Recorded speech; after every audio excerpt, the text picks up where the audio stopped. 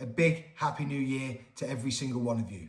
2025 was a year that will go down as one of the hardest for our country, because it is quite absolutely clear that the political class and the government in this country do not care about its people. They are so disconnected from the realities that we face, and even the educated classes, the upper classes, who have absolutely no idea what it feels like to live around what it is that we're living. Walking into 2026, what can you expect?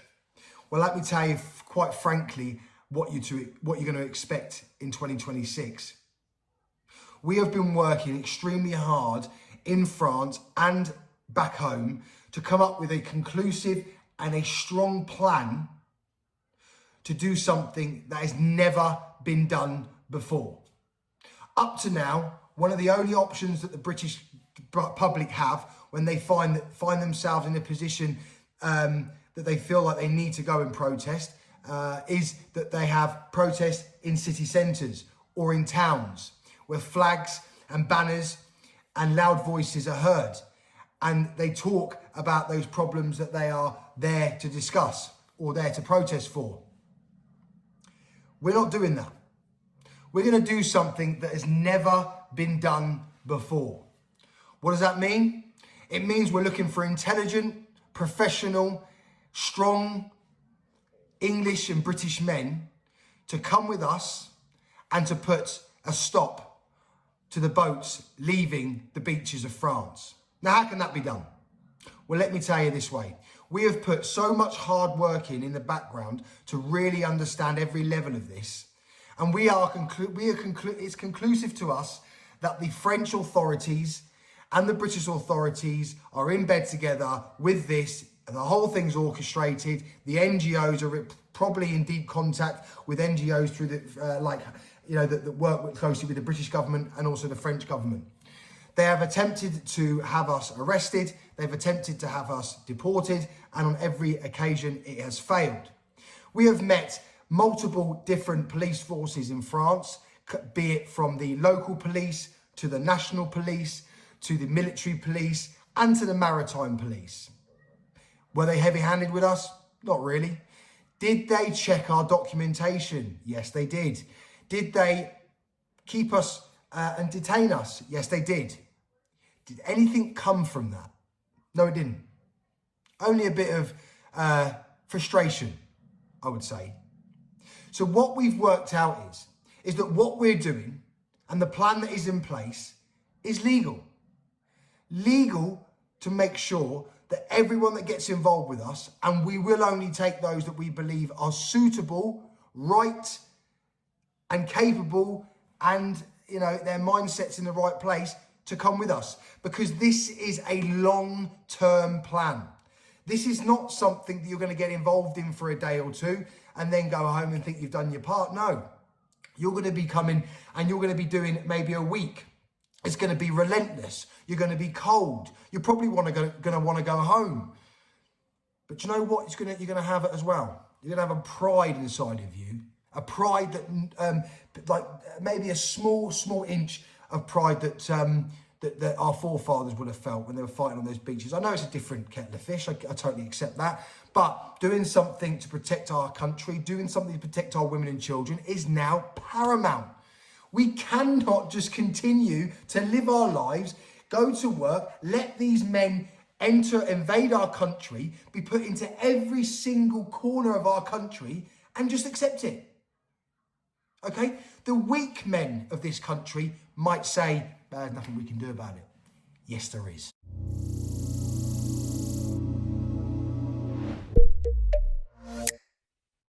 Download the Deliveroo app and put those thumbs to good use, because great things come to those who order now, from big supermarkets and little... Yes, there is. We need to remember who we are. We need to remember what we're capable of doing.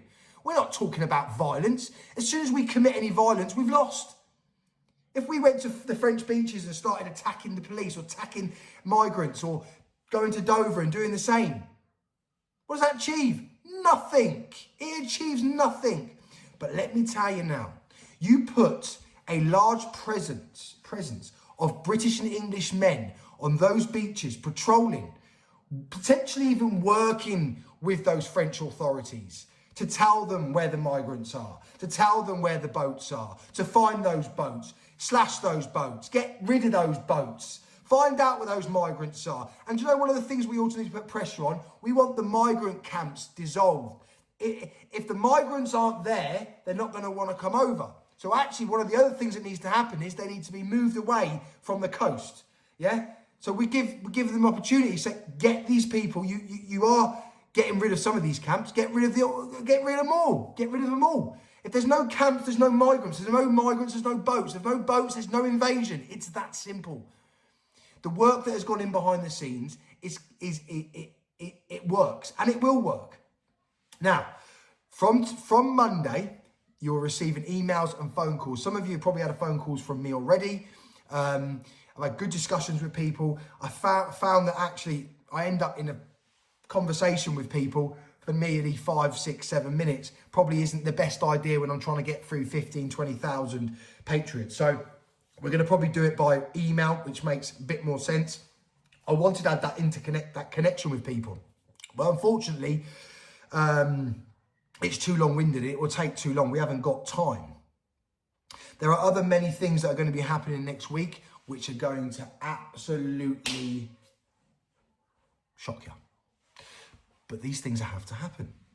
We are in the midst of one of the biggest disasters in our country ever. Bigger than World War II, I would say, going down the line. We're losing the identity of our country. We're losing the identity of our towns, our cities. And what are we doing? Chatting on social media. Talking to our phones. Tweeting about it. Making YouTube videos. Listening to politicians. It's going to do nothing. Absolutely nothing to solve and safeguard the future generations, which include my daughter and my sons. So for that reason, what you need to understand is very clear. What's coming is going to be hard. What's coming is relentless. What's coming is not going to be a one day out thing. So prepare yourself mentally for that. I've prepared myself for what I've been through. But I feel like at the moment, what needs to be done isn't being done. So we're going to do what needs to be done.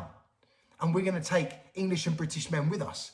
And we're going to do it so they don't get arrested. We're going to do it so they're not in jail. We're going to do it so no police officer can stop us. We're going to do it so the British government wake up. The media, all in it with it. Even GB News, they're all in it together. Why? Why is this taking? This has been going on for 20 years. 20 years this has been going on for. 20 years. No more. No more, no more, no more. Crowborough. We're going to deal with Crowborough. No more. We weren't asked for this. The people of Crowborough weren't asked. They forced it on them. Well, we're the British public.